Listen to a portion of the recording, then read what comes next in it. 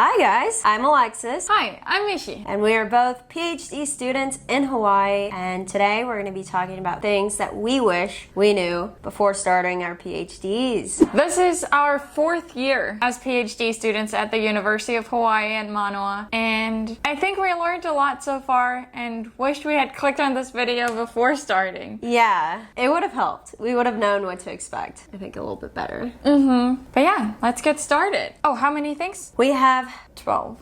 Right? 12 things, yeah, 12 things that we wish we knew before starting our PhD. Okay, number 1. Should I say it? Yeah. Okay. Number 1. What I realized pretty late is that your dissertation project, which is the one you're applying with, it's all that you care about when you're getting into the program, all of a sudden becomes just a project, and it should, because you can do so much more after. It doesn't define you. It's not the project that defines you. It's just one of the projects that you're gonna do. I mean, PhDs can be a little bit different. Like maybe yours is one project.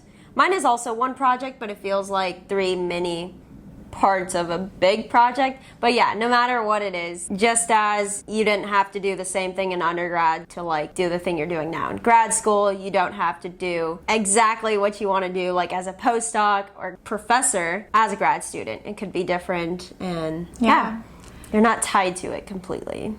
So if you notice you don't like zooplankton as much as you thought, Yeah. you didn't have to work with them in your postdoc. Yeah, exactly. Like, I think as long as I keep the theme similar, like molecular ecology or deep sea bio, something like that, you can like shift the animal or shift the direction a little bit. And I once heard a talk that said you can even shift your focus a little bit to what's, how do you say, on Like vogue current right now? at the time. Yeah, that's good. So that you maybe get a little bit more reads than you do in whatever you start out with. Kind of like what's trending. Yeah. So no matter what you do as your dissertation, you can still do anything you want after. Yeah. Which it's is not a like relief. the defining thing. Yeah. Yeah. Yeah. Okay. Number 2. Number 2. Your dissertation project is going to take a really, really long time, like anywhere from, 4 to 7 years. I think there's like even 8-year PhD students, but it's going to take a really long time. So when you're like doing the writing and the work of it, you're like guaranteed to be sick of it at some point, especially I think when you're in the paper writing or dissertation writing part of it. Yeah, there's just so many drafts. I think my prospectus had like 4 drafts, and it's not even fully completed. And it's just a proposal. Yeah. And it seems like the changes that your professors want you to make are tiny, tiny details, and you still have to resubmit it every time. Yeah. I don't think I've ever met anyone who has never said that they're tired of their project at some point. And I think when you come in as a like first or even second year, it's all like brand new, and you're like, yeah, I could talk about this forever. I do deep sea mining, and eventually it just kind of like wears off, and you're like, you're just in it, you're in the middle of it, there's no like end in sight. Yeah, end in sight. So yeah, you're definitely sick of it at times. But I think that's okay. Yeah, that's normal. okay. Yeah. Okay, number 3. Number 3. Okay, our third point for you guys is that your professors are very likely not trained instructors or mentors. They are, thrown into teaching or mentoring just as much as you're going to be. They probably were GAs during their grad school days. They might have mentored undergrads during grad school. They might have done some kind of training, but they're not fully trained, like fully studied instructors or teachers. Yeah. So if you get some feedback that you think is not the most constructive, maybe they just don't know better. If you feel like the mentoring isn't as good as it could be, maybe you're too hold at the hand. Yeah, like they're very hands-on. Yeah. Or they just micromanaging. Yeah. Or they just completely leave you alone. Or their classes just feel like you're not learning as much as you want to, or you're not gaining as much experience in your field as you want to. They're very likely just doing their best. Yeah, like a lot of professors are new, so of course like this is going to be their first time doing a lot of things, and they do want to try their best, and they're probably trying their best or doing it in the way that they've seen it done before, but they likely haven't had any like teacher training or PhD advisor training. They're just kind of winging it. Yeah, and I think that's a very big thing. Yeah. People usually, if you're not trained in pedagogy, which is not very common, people just do the things they saw, being done before. They just teach how they were taught. We just think of, okay, I'm a teacher now I do teaching, and teaching in our heads is just this, talking at people, lecturing, being strict, giving lots and lots of readings, just making students do lots of work, even though that's not always the most beneficial thing to do. Yeah, I think it is changing too, because it seems like the younger professors recognize that all of that more than the old professors that are maybe like a little bit more set in their ways, like things have always been this way. Yeah, but that doesn't mean that like older professors are better at it than the younger professors just because of the time. No, you can have really good older professors too. And I really like some of the newer professors. And I think you can also read into pedagogy yourself for your own teaching, and then that also helps you deal with maybe professors that are not as good as you want them to be. And you can still learn just as much or more from them. Yeah. Everyone's probably doing their best. Yeah. If you guys are getting any value out of this video, please give it a big like. We'd really appreciate it. And subscribe to our channel. We have many videos on PhD life, PhD tips, graduate school application tips, managing tips. So hopefully you enjoy our other videos. Yeah. Okay, so tip number 4 is that undergrad is pretty different from grad school. So maybe in undergrad you did a lot of extracurricular stuff and wanted to just do everything because you knew it would really help out with your CV. I think that doesn't translate too well into grad school because a dissertation just takes so much time. But of course, it is still really important that you're going out there and trying different things, whether it's student government, publishing papers, what else? Mentoring, organizing conferences, doing workshops. I don't know. There's so many things that you can be involved in as a grad student. And I think it's very easy to come, at least in the US, as a grad student and be like, okay, I'm just gonna do everything because I know it's gonna look good. It's probably important that you try it to figure out what are the things that you really want to do? What are the skills that you want to come out of your PhD with? What will be most important to you when you're applying to jobs? And it could be things you didn't even think you are into before. Yeah. It could be, I really like outreach and I want that to be a strong component, or science communication, something like that. So I think just, figuring out what you like, what is important to you, and then doubling down on those things that are important to you. I think especially for me, because in Germany, it's not that common of your professors to tell you to do all of those things. Yeah. I think in Germany, people really value their free time and also value other people's free time. So they don't just go and tell you to do all of those things. But as soon as I came here, I just know that various professors told me, you have to be involved in the student government. Every one of you has to do that. Yeah. Then another professor telling me, there's this awesome research project. You're on it, right? And then the next person saying, outreach. This is so important. You need it for your CV. Next person saying, you better be a good GA and go to all the workshops for it. Yeah, and it's just too many things. Your time is very limited.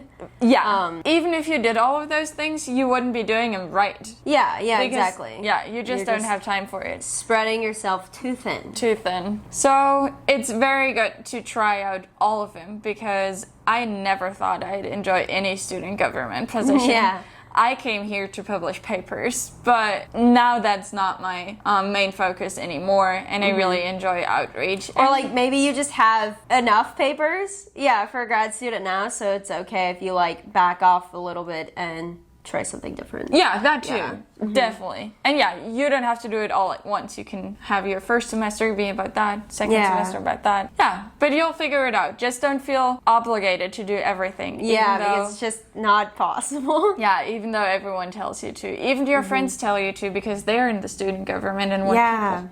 Yeah, exactly. And don't feel bad that, I don't know, people are saying that you know, like never go to events, because I think it's okay. Like, Yeah. you get to choose what is important to you and how you want to spend your time. Exactly. Okay, number 5.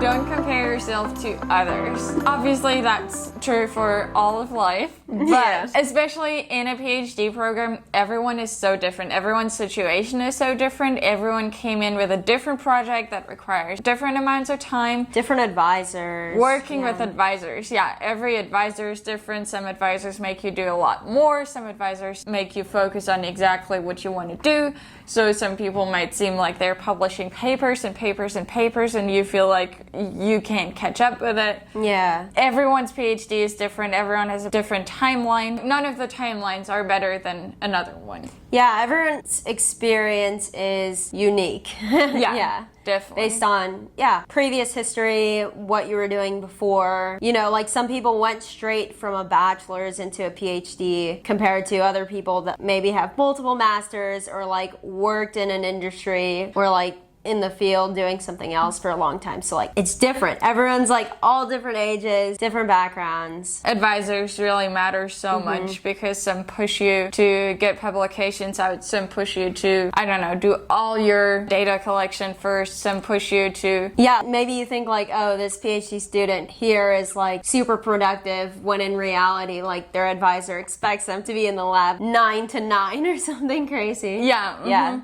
But they might have never even written anything because all they do is lab work. Yeah. Or they don't have any conference presentations, papers out, didn't do their comps yet or something. Just because they're working so much. Yeah, so everyone can be different, and don't even compare yourself to other grad student papers that you see. If you see in a journal a really cool paper and you think, oh, I want mine to be this good, or I want mine to be this influential. I want to be on the cover of Nature. I don't know. Just because they're a grad student and achieved that doesn't mean that they're a better grad student or anything. Yeah. It just means that they were there at the right time. Yeah, if anything, they got lucky. Yeah, like, doing the right thing. Right place, right time. Right advisor. Yeah. The networking that your advisor does is probably the most important thing too. So yeah, that really sets you up or not. Yeah. But yeah, definitely don't compare yourself, even to people like in your own cohort. So yeah, this is an important one. It'll help you. Okay, next one. Number 6 is to not listen to all of the negative talk that you hear about academia and grad school. Like mostly in social media and stuff, they make it seem very, very bad. Just a bad time. But yeah, I think it's important that you pay attention to it a little bit, and definitely, I think in some cases it helps you know what to expect. Like when you see all of the mental health stuff and PhD and like master's students struggling with that, I think that is very real. But that being said, once you like know that going into it, there's like plenty of support systems once you're in it. Yeah, it's just not as bad as some people make it seem. Yeah, like those. And I get that there's probably like people that had really terrible experiences, but maybe that's few. Yeah, and those experiences being shared is good, and that's what we need to bring change, but also it's not all of academia. It's not the norm. Yeah, don't let it keep you from pursuing academia. Be aware of it, help changing the system, but don't feel like it's that bad to begin with. Don't feel like... Yeah, it's not all bad, and it shouldn't hold you back from going to grad school if that's what you want to do. Yeah, what we think is really interesting is number that... 7. Yeah, number 7.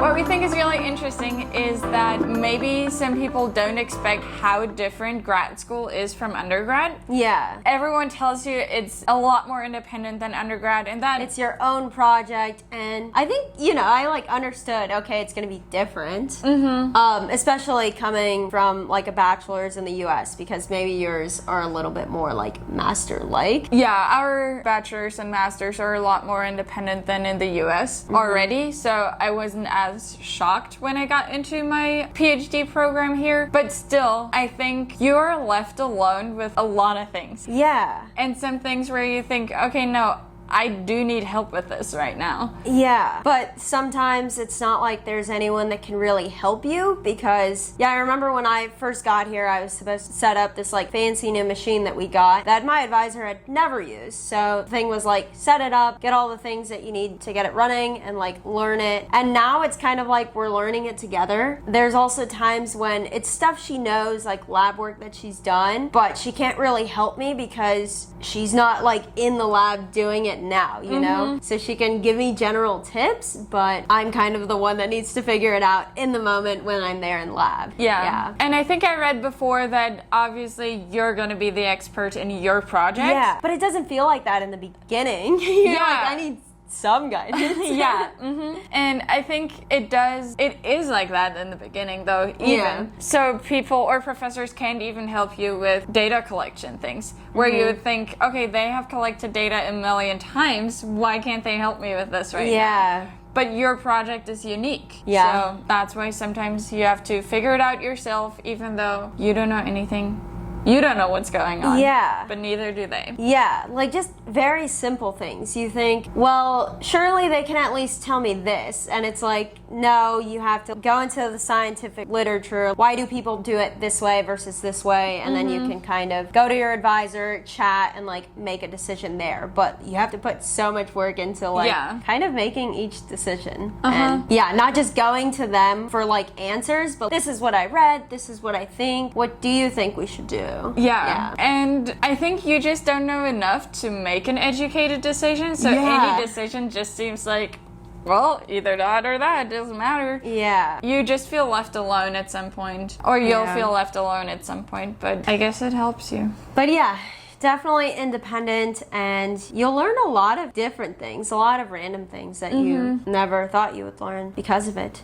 And it's just good problem solving. And that's a good feeling. Okay, 8. I wish I would have known how much pointless meetings, admin, emails that needed to be replied to, and just like busy work that had nothing to do with my dissertation research. I think I just didn't expect it. I just thought, okay, I'm just doing research. This is what I have to do. And didn't expect all of the stuff from like the university or like other things that you're just expected to be a part of and like help out with because you're a grad student in the department. And that is sometimes like the most annoying thing to me because it just feels like I'm not really getting a lot out of it, but I spent so much time doing it that it's not fun. I think at some point I needed to track every single thing I was doing in a day, because at the end of every week I was thinking, okay, I did max 1 hour on my dissertation. And I'm ABD. I don't have anything but my dissertation. And still, I was working 9 to 5, sometimes longer, and all I did was 1 hour of dissertation work, if at all. On like other random things that just have nothing to show for, because it's just like a form that you need to send, but it takes so much work to get it figured out. So many it's forms, terrible. So much teaching related stuff if you're teaching. Definitely. So many emails to reply to for that. Then you're supposed to go to this workshop, to this training. You have to do the Title IX training. And just so many things that you can't even imagine. You can't even put into words. And that's why I was tracking them, because there was no way I could even tell you what it is. But you just get sucked. If you open your email, there's like probably so many random things that you just need to reply to. It's just the worst. So I just don't. And they get solved. Or they don't. What also takes a lot of time is applying for grants. But that's at least a little bit more related. That's a little bit more related, but then you have to write the application, you have to send it off to your advisor, you get it back with feedback, you're waiting for that forever. Then you get the feedback, you apply, then you have to fill out so many forms just for replying. Then you don't hear anything, then you get it back, you might have gotten the grant, which is awesome. But then there's so much more paperwork. So much more paperwork. Then tax paperwork. And you just completely forget what you were working on, why you were working on it. There's like a month of your time. Honestly, a month of your time. And it's all scattered throughout your weeks. So it's not even like you're working on this for a month and then you're done. So that's why it's so important. Do we want to say 9? Yeah. Okay, number 9 is the importance of deep work So that's like spending a lot of time in like one big chunk, just doing some reading, some writing, maybe some lab work, then focusing on like shallower tasks like emails and stuff like that and responding to those annoying things a little bit later, and like batching similar tasks. So what I'll do is like only check my email once in the morning, just to see if there's like anything really important that I need to respond to, and then, you know, answer that later in the day when I'm doing my emails. Because I think if you just live on your email, you can like, I don't know, just get lost in doing very not important things. Yeah, exactly. Because everything is so scattered. Yeah, and when it comes in your email, you think like, oh, this is urgent, they need a response now. But like lots of the times they don't. You can like, what I do, like hack, is to let the email just like sit there for a day, and then suddenly they don't have the question anymore. First it's like, oh, I need this. And then 5 hours later, actually I found it. I only need this. 2 hours later, actually I got it all. No need for anything. Thank you. Greatest hack. Like I could have spent so much time responding to these emails, but I didn't. Yeah, I think I'm not as good at that. I do like responding to my emails right as they come in, which is a terrible thing to do. Yeah, just living in your email. Yeah, but I think at least I'm good at finding back to the work I'm focusing on right now. And I have lots of to-do things, like lots of to-do points. List? Like the entries. I have lots of to-do list entries that I don't touch because I just don't want to do them. So at least that helps me to structure my day. Yeah. I know I have to do 4 things in a day, but I'll only do 1 plus checking my emails all the time. Yeah. And that's still a good thing to do, because at least I definitely know that I'll get this one thing done, and then the next day I can focus on the next thing. Yeah, and I think that's a good way of doing it. Like, what is the single most important thing that I need to get done today? And like focusing on that, getting it done, and then it's done. Oh, I don't do the most important thing. I just do the most You just fun do thing. one thing. I just do the thing that I feel like doing. Yeah, that's also good, because then it gets done. Yeah, and the things, I have emails in my email inbox from a long, long time ago, but I've put them off so many times I think I'll just never reply. Maybe it's just not important now. No, it's important. Oh no. But sometimes it's like that, and sometimes you send out emails and you don't get a response, and you think, okay, what the hell? Like, yeah, I need a response, but everyone's like that, so that's probably why you don't get a response. Yeah. But if people sent me a follow-up, I would respond. So yeah, if you feel like you have to send a follow-up, do, because things get lost. Yeah, I know there's like professors that are just notoriously bad at replying to my emails. So I know when I send the first one, they're never going to respond, but I'll like give them some time and then send the follow-up, and then usually they reply. Yeah. Yeah. And that's not a bad thing. You don't have to feel bad for doing it, for sending a follow-up. And you don't have to feel bad for being that kind of professor either, I think. Yeah, like your time is important, so structure it however you need to get things done. Okay, number 10. We think this one is really important, and if you see our vlogs, you know that we take it seriously. Yeah. We think you really need to have a hobby, or 2 or 3, friends, side projects, partner that you spend your time with. Not all of them, of course, but like, yeah, maybe some of them. Yeah, just something else that is not your PhD. Yeah. Because if your PhD is your whole life and something goes wrong in your PhD, you feel like your whole life is falling apart. Yeah. But if you can disconnect from that, let's say you spent your 8 hours working on your PhD, let's say you spent your 6 hours. If you do 6 hours of deep work, that's totally fine. That's good work for a day, if you don't get distracted or anything. Yeah, after those 6 hours, you're done with your tasks and you can do your hobbies, go to the beach, go surfing, go skateboarding, I don't know what you do for fun, hang out with friends, hang out with your partner. Yeah, because I think your PhD just can't be your whole life, or like shouldn't be your whole life, because it seems like that's a recipe for disaster, like getting sick of it really easily. Yeah. So I think being able to like disconnect from it, and like these are the times when I do my PhD, and outside of it, I mean, sometimes it does spill into, and it's not like we don't ever talk about like PhD related things, but it's not your entire life. Like, there are other things in life, like going to the beach or sports, friends. Yeah, also, it's a 5-year plus program, so your life is gonna go by without you noticing. Yeah, and if the only thing you cared about that whole time was how your PhD was going, I don't know. Seems stressful. And it's very likely in your 20s. You don't want your entire 20s to be all about your PhD. Yeah. You're probably gonna regret it later. Yeah. Cool. Okay, so number 11 is to choose your advisor wisely. And I think, as I said before, your advisor just kind of shapes your entire grad school experience. And I think it's really important that you and your advisor are very clear on what their expectations are from you, before you go into their lab or program. Do they expect you to work 40 hours a week or 60 hours a week, right? What do they expect? What kind of holiday time do they give you, or vacation time? Do they give you only 2 weeks off, or are they more flexible and allow you to work remotely, take a month off during the summer? Being very clear on that, because you don't want to be in it and then realize wow, this person never lets me take any sort of vacations or huge life events, because life doesn't stop, and maybe there's weddings that you want to go to, or seeing your family because family emergencies happen and stuff. So you want an advisor that, I don't know, is understanding and okay when it comes to all of that stuff.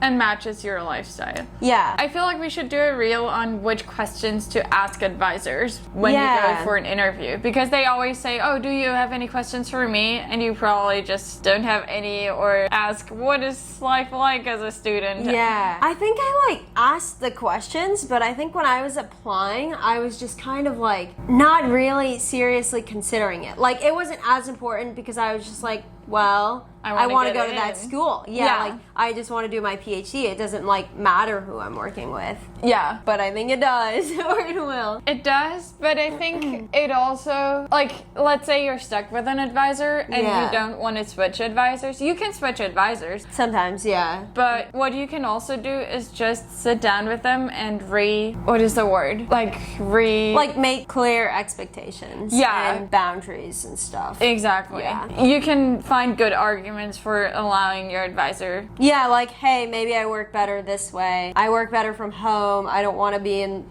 on campus if I don't need to be, kind of. Exactly. Just being clear about as long as that's truly how you get the most work done, I think it's okay. Yeah, I think so too. Your advisor just wants the best for you too. So before you consider dropping out or anything because of your advisor, go sit down with them, have an adult conversation, and say, hey, this is what I need to be the most productive, what I need to finish this PhD. Yeah, if you need help with any of this, if you want any recommendations or thoughts on, any situation you're struggling with, just DM us on Instagram or put a comment here and we'll look over it, try to help you have better work-life balance in your PhD. Yeah. Okay, number 12, our last one. Okay, our last one. Is that me or? I think it's you. Number 12, our last point. Everyone, or almost everyone, but I'm willing to bet everyone feels like they're not in the right place. They don't deserve to be there at some point in their PhD career. If you feel like you're not good enough, you're not as good as your cohort, you're not as experienced as your cohort, you're not as fast as your cohort, I don't know, there's many ways to compare yourself to others. It'll probably make you feel like you're not in the right place. If you feel like, oh, I can't teach these undergrads, I've never done this before, or this is my 3rd semester and I still can't teach these undergrads. Everyone feels like this. Yeah.